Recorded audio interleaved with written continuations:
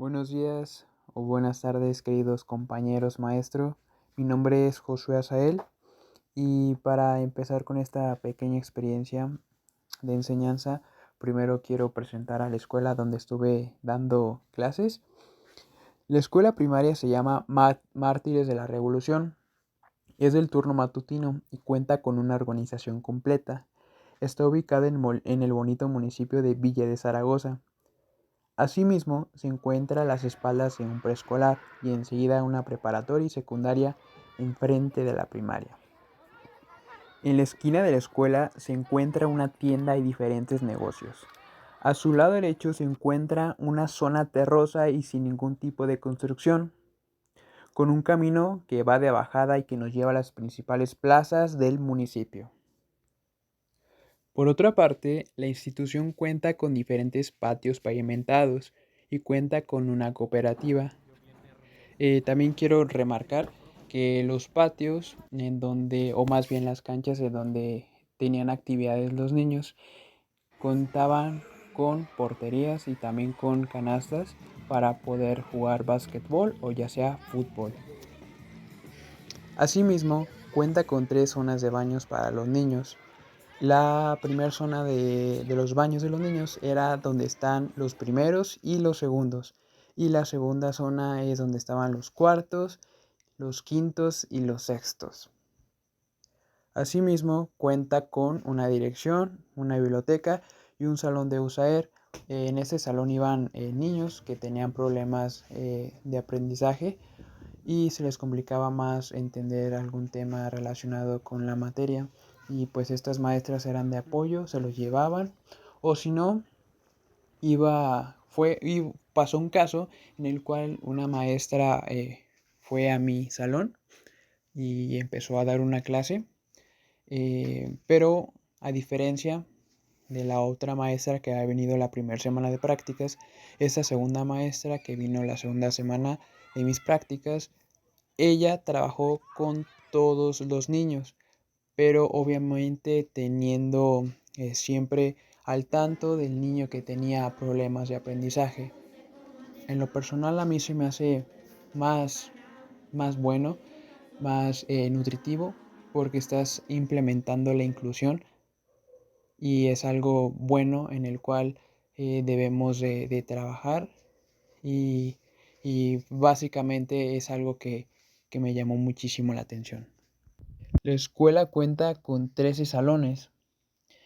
La edad de los que conforman los niños es de los 6 a los 12 o 13 años. Personalmente, mi grupo es de cuarto B, bueno, era de cuarto B. Está conformado por 29 alumnos, de los cuales 16 son hombres y 13 son mujeres.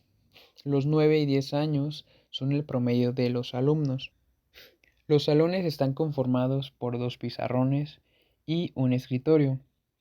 En mi salón contaba con 32 butacas y 2 casilleros, 4 ventanas con cortinas y no se cuenta con un equipo audiovisual a menos de que se solicite con el director. En este punto, en este aspecto, quiero comentar que es importante contar cada aula con un proyector, ya que en ocasiones habrá que el docente necesite internet o necesite este medio para poder explicarle un tema a un niño o sea de más facilidad contar con esto para poder tratar de que el alumno entienda algo. Pero sí, quiero remarcar que no se contaba con proyector para cada aula, pero tenían o tienen un aula donde tienen veintitantas computadoras y creo que ese es de muy buena ayuda que empiecen a trabajar desde ahorita con las tecnologías, con lo que es la computadora, ya que en algún futuro a ellos les servirá. Personalmente en mi salón tenía 4 alumnos específicamente que no prestaban la debida atención cuando estaba tratando de explicarles algún tema o explicarles algún concepto que teníamos que ver, y ellos tenían que trabajar o hacer una actividad en donde expliquen lo que ellos hayan entendido. Yo me acerqué a uno de estos alumnos y le comenté, bueno, más bien le estuve preguntando primero cuántos años tenía, cómo se llamaba, si tenía, hermanos. Bueno, en fin, le saqué plática para que así él se hubiera, bueno, se empezara a hacer, eh, ¿qué voy a hacer? O puedo hacer un dibujo, y yo no sabía qué decirle, y fue ahí cuando me empecé a dar cuenta que la niña tenía problemas de aprendizaje o tenía algún problema del por qué ella actuaba así. Me di cuenta que afectaba totalmente a su desempeño académico. Ella tenía problemas muy severos en su casa. Gracias a que formé una buena comunicación, un buen vínculo con ella, me contó que tenía 2 hermanos, y pues ellos pues fallecieron. Fue ahí cuando me di cuenta que la consecuencia de esto era lo que ella me había contado. La consecuencia de su conducta, la consecuencia del por qué no realizaba ningún trabajo, era porque estaba preocupada del cómo se sentía su mamá. El segundo niño. El segundo niño era muy diferente al primero o a la primera que conté. Este niño se la pasaba parado, siempre estaba con el constante permiso de si podría ir al baño. Siempre se la pasaba parado, y em, claramente mostraba interés al trabajo, pero pasaba cualquier cosa y se distraía muy, pero muy, muy rápido.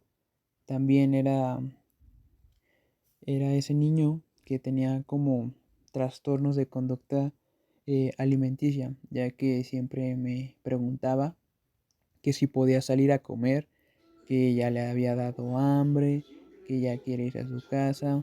Siempre tenía el comportamiento de querer irse o de distraerse muy fácilmente. Debido a esta conducta, yo opté por estimular los trabajos que ellos realizaban mediante la música. Les decía a ellos: a ver, niños, si quieren que les ponga música, voy a necesitar que trabajen en silencio, porque ellos trabajan excelente, pero verdaderamente excelente, cuando los estimulas con música. Y pues no es cualquier música, es un tipo de música muy peculiar. Pero pues logré que ellos trabajaran sin, sin temor a que un niño estuviera distrayendo a otro. Y este niño respondió muy bien al estímulo que yo le hice. El resto de los niños que tenía con este pequeño problema era lo mismo, la conducta. La conducta era algo difícil, tanto para ellos, también para mí, porque estos 4 niños hacían que se distrayeran sus demás compañeros. Y normalmente siempre usaba como estímulo la música, o si no, también les ponía videos referente al tema que estaba viendo. Por ejemplo, recuerdo un tema que vi, se llamaba Los 3 estados de la materia. Primero pregunté sobre algún conocimiento previo que tengan sobre este concepto. Me dijeron que no sabían y que no habían visto lo que les estaba mencionando o lo que les estaba preguntando. Posterior a eso les di una pequeña explicación. Les comenté que existían 3 estados de la materia. Luego les puse un video en donde explicaba cuántos estados de las materias existe y cómo o qué ejemplos existen de estos 3 estados. Ya logré captar la atención de estos de estos 4 alumnos, perdón, y fue ahí cuando dije, ok, voy a sacarlos. Los saqué al patio, a las canchas, y empecé a preguntar, a ver niños, para ustedes, ¿cuál sería un ejemplo del estado sólido? Y me empezaron a decir, no, pues la roca o el árbol, no lo sé, la hierba, o la cama, el lápiz, y empezaron a pensar, a pensar y a pensar, y fue ahí cuando empezaron a trabajar su lado cognitivo y también su lado creativo cuando estaban empezando a dibujar, porque les decía, a ver, van a poner 5 ejemplos del estado de la materia sólida, lo ponían y también realizaban un dibujo y estaban trabajando el lado cognitivo y también el lado creativo. Finalmente, también recuerdo haber tenido una niña que tenía problemas para la lectoescritura. Era la primer niña. También había otra que tenía problemas para la lectoescritura. Ella me comentó que era consecuencia de la pandemia, que ella cuando tenía las clases, porque estaba dando clases en un 4º grado, no se conectaba y afectó drásticamente la pandemia que hubo. De verdad, los más afectados fueron los de 4º, 5º y 6º. Porque si para aprender es difícil presencialmente, ahora por videollamada estoy seguro que es el doble de complicado tanto para los maestros como para los alumnos. Es ahí cuando los padres de familia entran para que el niño entre en confianza y entre el interés de querer aprender. Aquí es cuando digo que es importante la triada, los alumnos, el padre de familia y el maestro. No por ser el maestro tiene que ser la fuente principal. No, también tiene que haber interés por parte de las 2 personas que faltan, que es el padre de familia y que es el alumno. Mi propuesta sería la siguiente. Los alumnos o los niños tienen problemas suficientes en su casa. No cuentan, no todos, con recursos económicos e incluso básicos para asistir a las escuelas. No necesariamente tiene que haber un problema, no necesariamente tiene que haber un problema familiar en donde los alumnos sean golpeados. No, también pueden haber problemas económicos que les cueste llegar de su casa hasta la escuela, porque en esta comunidad había niños que llegaban con los tenis sucios, llevaban con el uniforme sucio, y pues esto quiere decir que faltaba ahí algo, faltaba como esa solvencia económica para poder vestir como adecuadamente.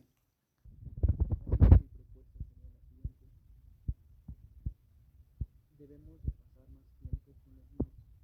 De verdad no sabemos los problemas por los que ellos están pasando. Si para uno es complicado solventar algún problema, imagínate para ellos que aún están chiquitos.